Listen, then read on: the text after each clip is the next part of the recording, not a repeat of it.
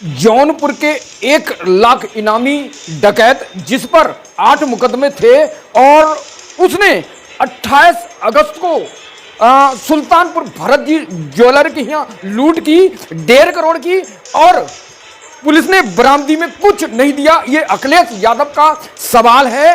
और 2 तारीख को उसकी लड़के की बहन और मां के अनुसार, दोनों के अनुसार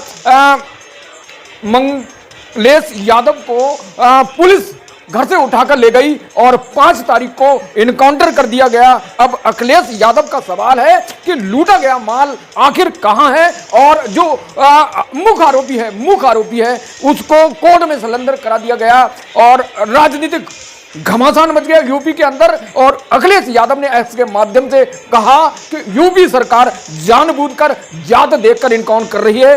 ये सवाल जो है, अगर कोई आरोपी है और जो मुजरिम है उसकी जाति नहीं होती है, सच तो यही है। और यही जो भाजपा अध्यक्ष हैं प्रदेश के भूपेंद्र चौधरी ने कहा कि जाति देखकर इनकाउंटर नहीं होता, अपराधी देखकर इनकाउंटर होता है। तो सवाल यह है कि भरत जी जो ज्वेलर सर्राफा थे सुल्तानपुर के दोस्तों, अब उनके हाथ की लूट हुई। अब पुलिस ने आरोपी एक भग गया और एक को इनकाउंटर में मार गिराया। यह एसटीएफ का कहना है। माल आखिर कहां है? अखिलेश यादव के सवाल का जवाब ना तो पुलिस के पास है और ना सरकार के पास है दोस्तों।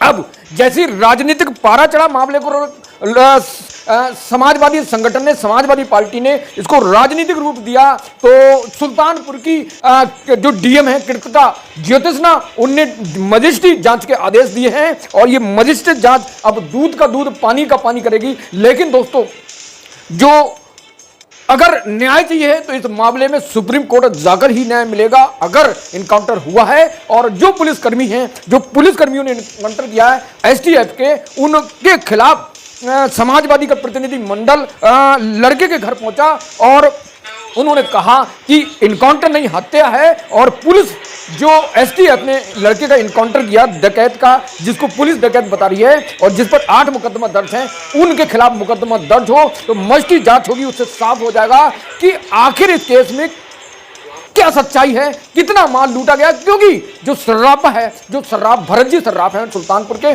उनका आरोप है कि 1.5 लाख की लूट हुई। अब लूट का माल कहां है? अखिलेश यादव बार बार टारगेट कर रहे हैं। एक टारगेट पर डीएम ने जांच करा दी है, लेकिन अब दूसरा मामला यह बनता है कि आखिर लूटा गया 1.5 लाख का माल कहां? अखिलेश यादव आगे लिखते हैं कि नकल इनकाउंटर रक्षक को भक्षक बना देता है, समाधान नकली इनकाउंटर नहीं, असली कानून व्यवस्था है। भाजपा राज्य अपराधियों का अमृतकाल सीमा पर नहीं चल रहा है और तब लूट में हिस्सेदारी का काम चलता रहता है और जब लगता है कि जनता घोर घेर लेगी तो नकली इनकाउंटर की आपसी कहानी दिखाकर ये सब समझती है जनता कि कैसे कुछ लोगों को बचाया जाए और कैसे कुछ लोगों को फंसाया जाए।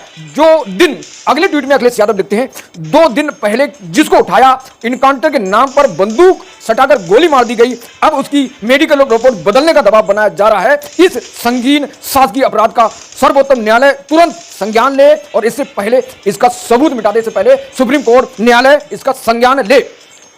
तो अखिलेश यादव ने इतना लंबा ट्वीट लिखा है दोस्तों। ये बात योगी के जो भाजपा के जिला भाजपा के प्रदेश अध्यक्ष हैं, तो उन्होंने इस मामले पर ट्वीट करा है अखिलेश यादव की दबाव पर। पिछली सरकारें वोट बैंक के नाम पर अपराधियों का संरक्षण देती थी, लेकिन योगी सरकार अपराधियों का संलिप्त मिलते ही उन पर तत्काल कार्रवाई कर रही है और उनकी जाति धर्म नहीं देखती। मंगेश यादव एक शातिर अपराधी था जिसे पुलिस ने इनकाउंटर में मार गिराया। पिता का क्या कहना है कि पिता रमेश का कहना है कि पुलिस मेरे बेटे को पूछताछ के लिए घर से ले गई और यही जो रमेश है इनकी बेटी का कहना है और उसकी हत्या कर दी पुलिस ने। फर्जी इनकाउंटर किया, जांच होना चाहिए। तो अब जो सुल्तानपुर के डीएम कृतिका ज्योतिषनी है, उन्होंने जांच के आदेश दे दिए हैं मजिस्ट्रेट जांच के बाद। तो दोस्तों, जो अखिलेश यादव भारतीय जनता पार्टी की सरकार को निशाना बना रहे हैं मंगेश यादव के केस को लेकर दोस्तों, तो अब इससे साफ हो रहा है कि लूटा गया माल कहां है।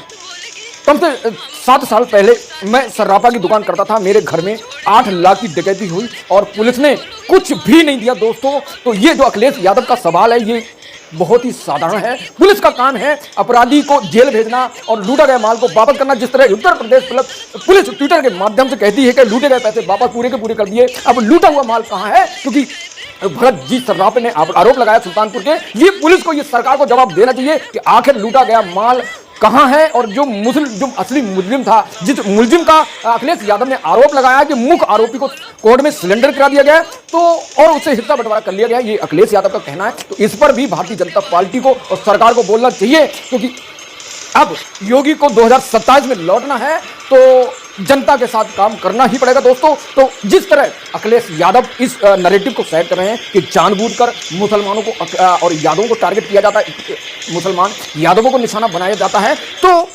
2024 के लोकसभा चुनाव में उत्तर प्रदेश से 33 सीट मिलने का यही कारण है कि अखिलेश यादव के खिलाफ जो योगी आदित्यनाथ भारतीय जनता पार्टी ने चुनाव लड़ा, 80 सीट में 33 जीती। तो अब भारतीय जनता पार्टी को लगता है कि जो यादव कम्युनिटी है उसको वोट नहीं दिया, मुस्लिम तो वैसे ही वोट नहीं देते, अब जब यादवों ने वोट नहीं दिए तो इनका क्या किया जाए। तो अब इसी का मुद्दा अखिलेश यादव ने बताया है, मंगलेश यादव को लेकर जात देखकर इनकाउंटर किया गया। तो अब इस STF ने जो इनकाउंटर किया है 2 सितंबर को घर से लाकर, ये उसकी बेटी जो लड़का था उसकी बहन और पिता का कहना है और पुलिस का कहना है कि रास्ते से जा रहा मुठभेड़ हो गई, जिसमें हमने एक को मार गिराया और एक भाग निकला।